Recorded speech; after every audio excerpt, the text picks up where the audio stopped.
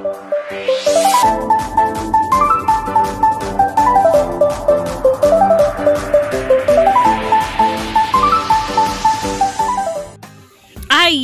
natakam na naman ba kayo sa aking pa-intro? Ayan mga palangga, for this video ay magluluto tayo ng chicken halang-halang budang version. Charot. Ayan, chicken halang-halang lang po mga palangga ang ating recipe for today. Ayan. Ayan, meron tayong sayote at nakita nyo ba kanina, namitas po ako sa likod bahay ng ating talbos ng sili, fresh na fresh. Ayan, at ating sayote ay galing fresh from the market. Ayan, balatan po muna natin ang ating sayote. Ayan, at hiwain po natin yan. Yung pagkahiwa niyan ay parang pang tinola. Yan, yung papayang gagamitin is pang tinola yung paghiwa. Yan, ganyan. Medyo makapal ng konti. Ayan. Isang pirasong sayote lang po ang aking ginamit kasi konti lang naman ang kailangan ko doon sa kalahating kilong chicken legs. Ayan, chicken legs po ang nabili ng aking hubby.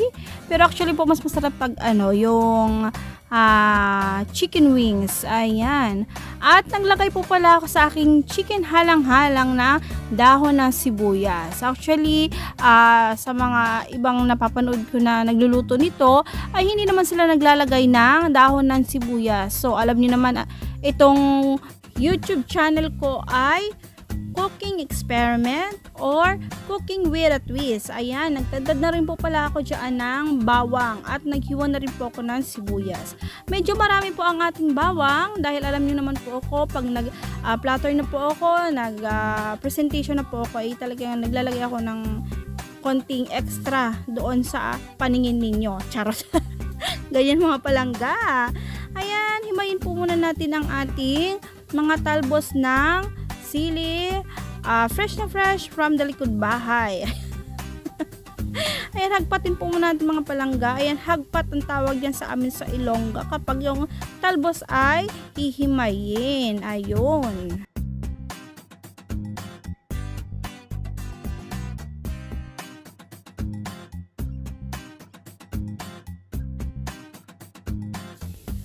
Ayan, last one na. Ayan, at tapos na nga po tayong maghimay ng ating talbos ng sili. At ayan, hinugasan na nga po natin mga langga. At ayan na nga po ang ating chicken legs. At talaga namang ang lalaki niyan. So, kailangan natin siyang pakuluan ng medyo maganda. Dahil malalaki yung hita na bili ng aking hubby. Ayan, tapos meron tayo, syempre hindi mawawala yan ng ating green long pepper or siling haba, at syempre ang ating luya. Ayan, huling hiwain ni Budangs ang luya. Yan, hiwain po muna natin ang ating luya.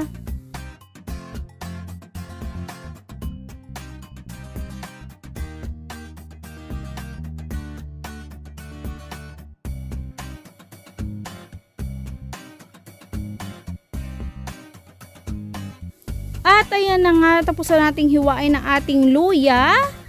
Yan, at ayan na nga po ang ating mga sangkap para sa ating chicken halang-halang. Ayan, ginataang chicken halang-halang.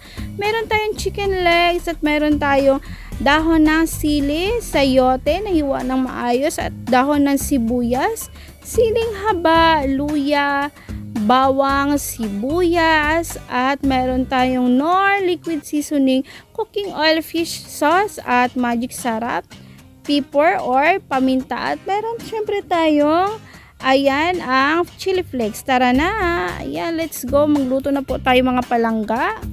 Ayan, may kawali tayo sa kalan na mainit na. Naglagay na po tayo ng ating cooking oil. Ayan, at maglalagay na nga po tayo dyan. Isasutay lang po natin ang ating bawang. Yan, patutustahin natin yung mga palangga at isiset aside din po natin yan. Ayan. Ayan, nagtira lang po tayo ng kaunti. At maglalagay po tayo dyan ng ating sibuyas. Yun. Ayan, gisa-gisahin lang po natin mga lalabs at ilagay na po natin ang ating luya.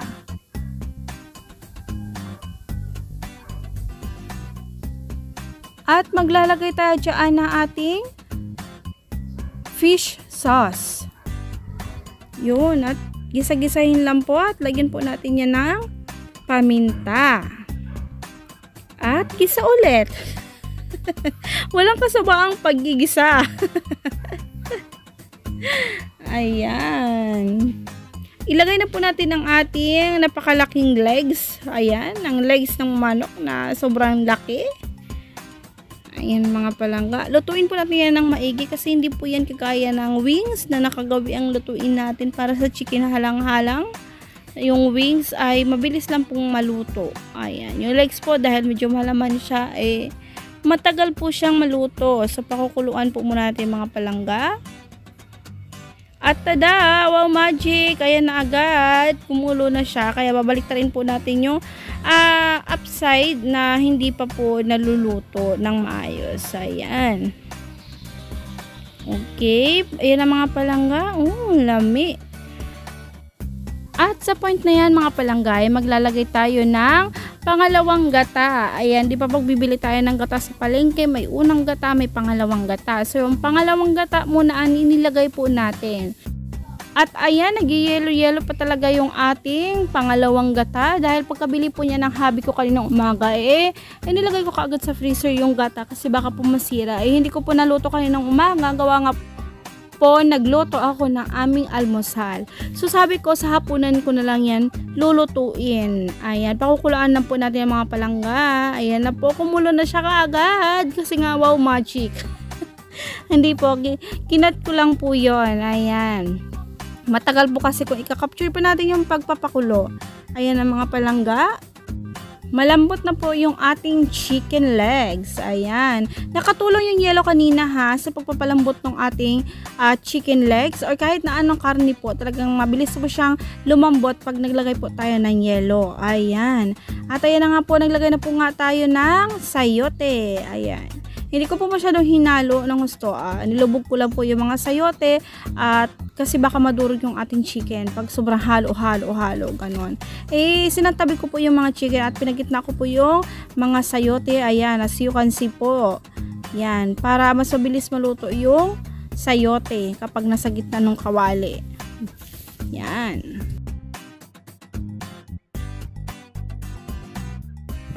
At sa point na po na yan ay maglalagay po tayo ng 2 chicken cubes. Ayan. Pero kung nasa sa inyo yan, tikman nyo rin po kung medyo sakto na rin yung lasa or tamang 1 cubes lang ilagay, nasa sa inyo po yan. Ayan. Haluin yan ng maigi dyan sa gitna. Yan. Para ma-absorb yung ating chicken or chicken cubes. At maglalagay na po tayo dyan ng gata. Ayan, pure na gata po yan mga palangga. Yan ang unang gata. Ayan. Ilagay na natin lahat at pakukuluin lang po natin yan. Medyo patutuyuin natin ng kaunti pero wag naman sobrang tuyo. Ayan, yung saktong-sakto lang na naglalapot po yung sabaw. Ayun. Ayan. Ganyang consistency ang gusto ko. Ayan. Palapat-laputin pa natin ng kaunti pa dyan. Yan. Tapos, ilalagay na po natin dyan ang ating Knorr liquid seasoning. Ayan. Kunti lang ho. At haluin po natin ulit. Ayan. Kung nakikita nyo po, hindi ko siya masyadong halukay-halukay talaga. Sakto lang ang pagkakahalo. At ayan, nilagay na po natin ang ating patwist na dahon ng at maglalagay rin po tayo dyan ng ating paminta. Pinong paminta po mga palangga. At ayan na nga po, nilagay na po natin ang ating fresh na dahon ng sili at ang ating hiniwa na siling haba. Naku, grabe. Lami na kayo guys. Nakakatakam ba? Ayan, ganyan lang kaisi magluto ng chicken halang-halang. Ayan yung sabaw niya, tinan nyo, naglalapot na. Yan, ang sarap. Alam niyo po ba na napakasarap yun ihalo sa mainit-init na kanin? Ayan na siya.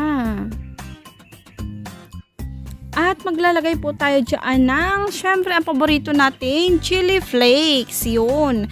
Isa yan sa nagpapaganda dyan sa ating lutuin na yan. Talaga nakaka-attract po talaga yung chili flakes sa ating chicken halang-halang. At the same time, kasi syempre, yung flavor din talaga. Extra flavor din talaga. Ayun. Kita nyo ba yan? Nakakatakam na siya. Yung gata, grabe, ang sarap. Sarap ihalo sa mainit-init na kanin. Yun. Tapos yung anghang niya, grabe. Mapapasipol ka talaga. At ayan, patapos na nga po tayong mag-cookie. So mag-platter na tayo mga palangga. Ayan, wow, magic, meron na kaagad sa mangkok. Ayan na, nakakatakang mga lalabs. Lalo na mamaya, yung nalagyan na siya ng bawang, chili flakes. Ay, grabe ang amoy. Ayan, yung sabaw. Diyos ko po, nakakatakam, nakakagatlabi. Ayan mga palangga, gusto ko pong mag-thank you sa inyo sa patuloy na pag-abang ng aking mga upload at aking mga pa-cooking. Ayan.